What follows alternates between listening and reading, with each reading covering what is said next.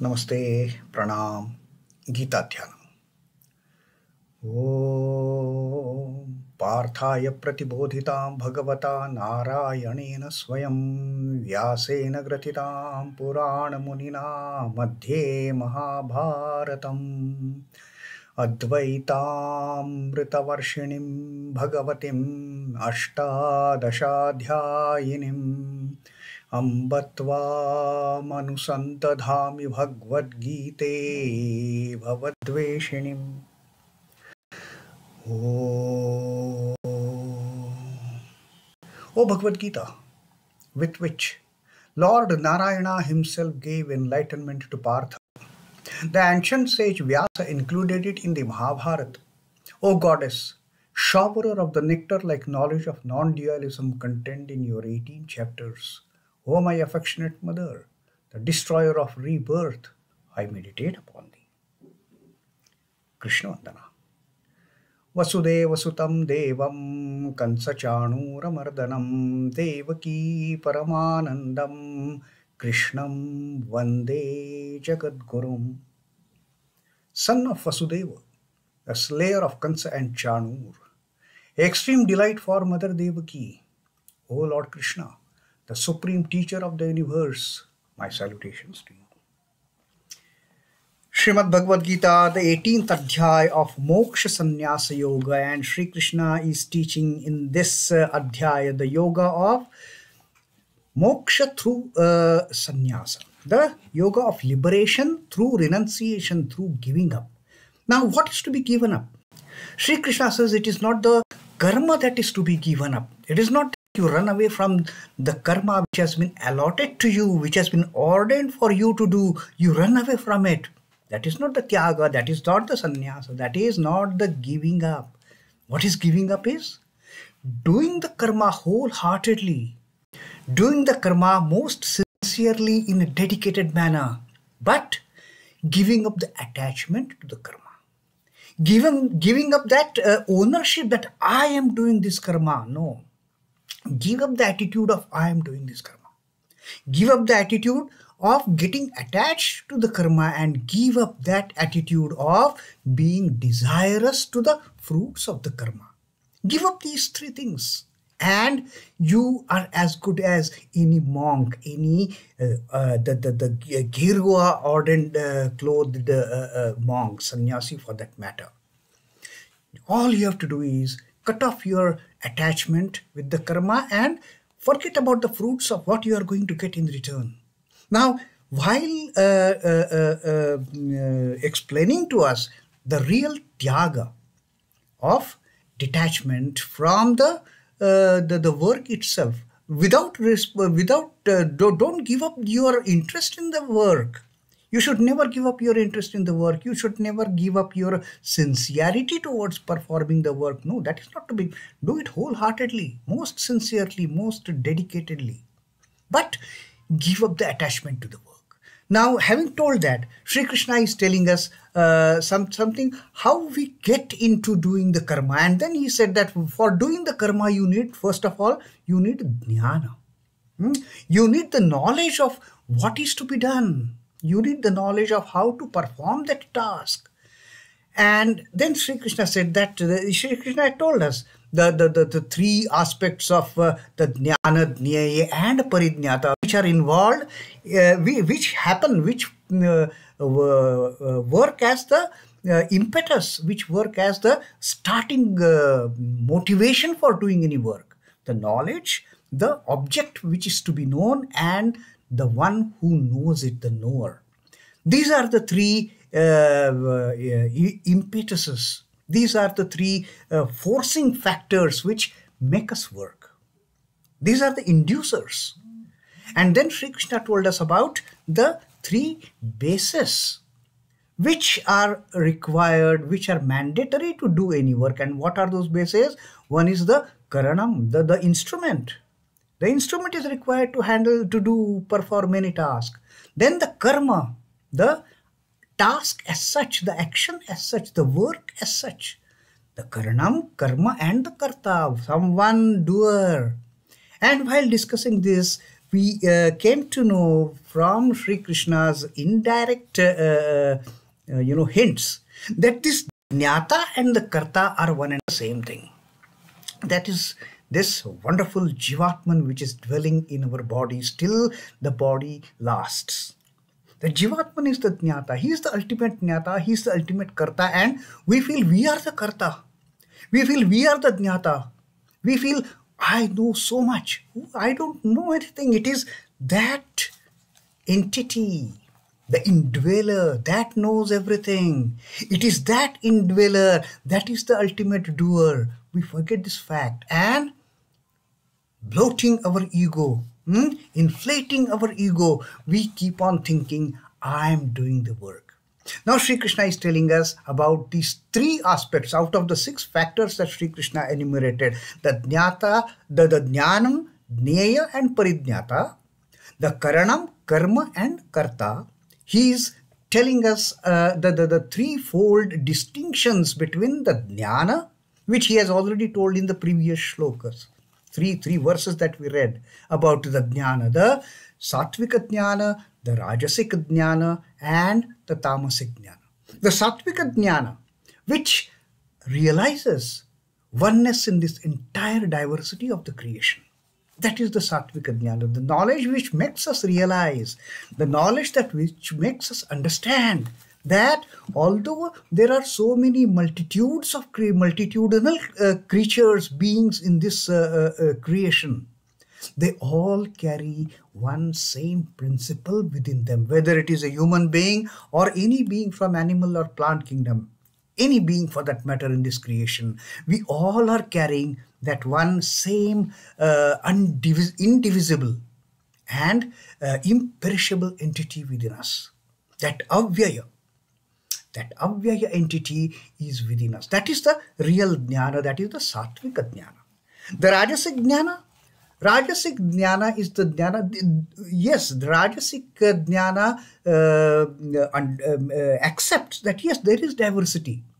But then Rajasic Jnana does not accept the unity in diversity the way the Sattvika Jnana accepts it. Not only accepts, realizes. It is not just the acceptance that theoretically, okay, I accept that we all have one thing in common, there is a unity in the diversity, not just the theoretical acceptance, the actual realization. Seeing one in all. What is there in me, is there in you, is there in everyone. So that is the difference between Sattvik and the Rajasic Jnana. Rajasic Jnana accepts only the diversity, and within that diversity, my nature is the supreme most. Whoso I am, whosoever that Jivatman in me, that is the supreme most. Your Jivatman is inferior to my Jivatman. That is kind of, the attitude that Rajasic Jnana makes one. And then what to talk about? The Tamasic Jnana that Sri Krishna told us. Yattu krutsna vade kasmin karye sattam ahaitukam atat tattvarth dalpam ja tat tamasam udarutam. The Tamasic Jnana knows only one thing: he, me. That's it. According to Tamasic Jnana, there is no diversity at all. It is only I am the superior most. Who are you? And the knowledge that clings to one single effect as if it were the whole. My tiny ego is the whole. My tiny existence is the whole existence. That is what the Tamasic Tamasic knowledge teaches us without paying any heed to, yes, there is a diversity in this creation. Forget about the diversity. It can never accept the fact that in this diversity there is a unity. No. For from the Tamasic perspective, only me is the ultimate. The knowledge that clings to one single effect as if it were the whole. That knowledge which is without any reason.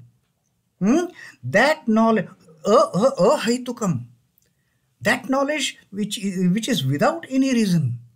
That knowledge which is without any logic, atattvartham. There is no logic behind it. And then alpam cha, which it is so trivial. It doesn't have any longevity for that matter. That knowledge just gets culminated. There is no consistency in that thought process at all. It is absolutely alpam, so trivial, it is insignificant. That knowledge, Sri Krishna says, is of tamasic nature. So that is what Sri Krishna taught us about the threefold aspects of the jnana, as the sattvic jnana, rajasic jnana, and the tamasic jnana. Now Sri Krishna is telling us about the karma. Like jnana, he said. Now Sri Krishna is going to teach us about the sattvic aspect of the karma, the tamasic karma, rajasic karma, and then the tamasic karma. So what is the sattvic karma? Let us read from this 23rd verse. Niyataṁ saṅga-rahitam arāga-dveṣhataḥ kṛitam aphala-prepsunā karma yattat sattvikam uchyate. Again, Sri Krishna is repeating the same thing. You see, this is the crux of this karma, basically. What we have to give up. Again, Sri Krishna is telling us here that through that sattvika karma, yat tat sattvikam uchyate, that karma is declared to be sattvika. Now, what is that? Same thing that Sri Krishna has continuously, consistently, without without getting tired, Sri Krishna is telling us again and again, niyataṁ kṛitam karma. Niyataṁ is ordained. The karma that has fallen in one's lap, the karma for which one has been chosen to do it, the task for which one is chosen to do it, that karma, that niyatam karma, saṅga-rahitam, arāga-dveṣhataḥ kṛitam. Saṅga-rahitam, sang without attachment. Saṅga is attachment. Saṅga-rahitam, that ordained karma, that karma which has been allotted to you, doing that karma without getting attached, devoid of any attachment. I am doing this karma as the Lord has chosen me to do it. And even if tomorrow this karma gets out of my hand, doesn't matter, it is Lord's will. Why should I worry about it? Why should I cry about it? Why should I get frustrated about it if that work on which I have worked so far suddenly is taken away from my hands and given to somebody? So that saṅga-rahita, that quality, that attitude is extremely essential. And that is the tyaga. That is what is to be given up, the saṅga. One has to become saṅga-rahitam. One has to become devoid of attachment to the work that we are doing. But that doesn't mean that we should not do that work wholeheartedly. Non-attachment towards work does not mean that we should somehow just haphazardly, randomly do it, finish it and give it, let the boss see whether it is good or bad or ugly. Not that way. Whenever the work is to be done, I am not attached to the work. But although I am not attached to the work, till the time I have been given opportunity to work on that task, to work on that assignment, to work on that project, I will give my 100%. I will give my 200% in getting that work done, in doing that work. Getting that work done is also of a distant matter. I will work on that karma till the time I have to do that work, in putting in 100% of efforts. And then arāga-dveṣhataḥ.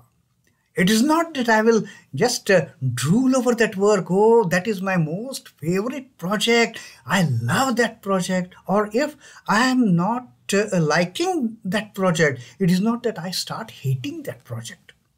Arāga-dveṣhataḥ. With the balanced state of mind, I will be working on that. It is not that I will just drool over, oh my wonderful work, what a beautiful project I am working on. Nothing. This project has been given to me. I am working on this project as an instrument. Till the time this project is, I have to work on this project. Till that time, I will work most sincerely, dedicatedly, honestly, wholeheartedly. And then, at the end of it, Sri Krishna says, aphala-prepsunā, one who does not desire any fruit out of that action. Aphala-prepsunā. No desire for fruit, no desire for what I am going to get out of it. All of us, we work with the intention of getting something out of that work, isn't it? But Sri Krishna says the real tyaga is, don't expect anything out of that karma. Don't expect anything for yourself. Just with a cool mind, not bothering what I am going to get, not bothering will I get it or not. Nothing. That is not you. You are not the doer. The moment you accept this fact, you are not the doer. There is no fruit that is that you should be considering. There is no fruit that you should be desiring. So that is what Sri Krishna is telling Arjuna, and incidentally Sri Krishna is also telling us. So that karma is Sattvika karma, which while doing, the doer is not attached to the work. While doing that ordained work, niyataṁ karma, this is what Sri Krishna says, niyataṁ karma. It is not that it just you take up a karma on your way to office and having on, okay, what is now there? Okay, I have to work on this. Pick up any work. No, it is ordained work, the work which comes to you. The work which comes to you, the work for which you have been chosen, Sri Krishna says, do that work with utmost sincerity, remaining unattached, saṅga-rahitam, and not swayed over by the work, by the niceties of that work, not be free from love and hatred. Don't fall flat for that work. Don't start loving that work like you are not going to get any other work. That is the most lovable, most precious work. Never consider that way. Never love your work, never hate your work. Just do it with a balanced state of mind, the state of that sthita prajna that Sri Krishna had taught us. With a balanced state of mind. And aphala-prepsunā. No desiring for the fruit of the action that you are doing. So Sri Krishna says that karma is called as the Sattvika karma. An action which is ordained, which is free from attachment, which is done without love or hatred by one not desirous of the fruit. That work, that action, that task, that project, that assignment is declared to be Sattvika. So this is what Sri Krishna has now started explaining about the three types of karma. Three distinctions of the karma based on the quality, of tyaga. What tyaga we are performing.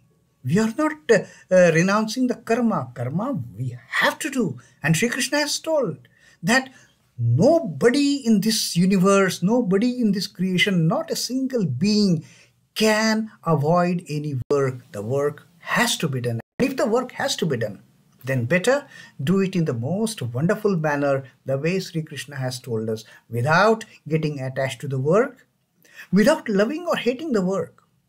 Just because I don't like to do this work, I start hating working on that project. Nothing like that.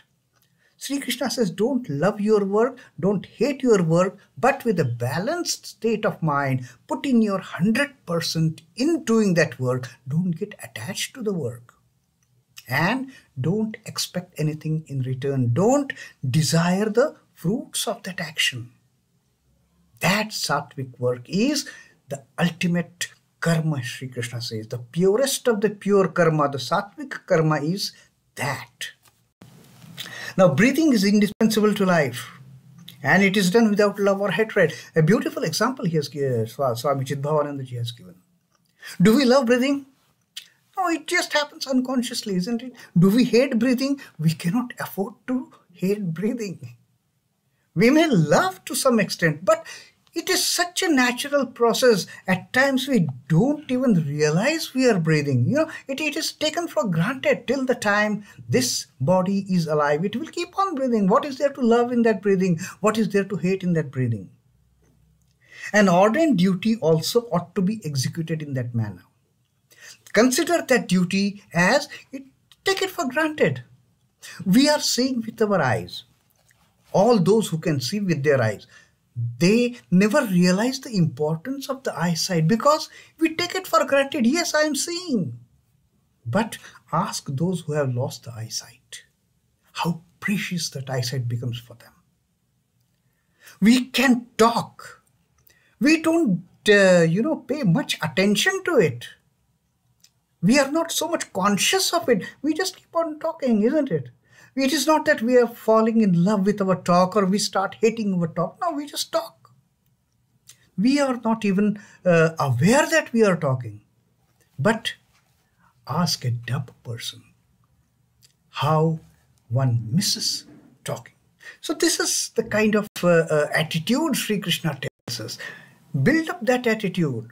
Take even your ordained work as for granted, like our breathing, like our seeing, like our hearing, like our talking. Now, I can't hear from this ear. If somebody talks me from the left-hand side, I can't hear a damn.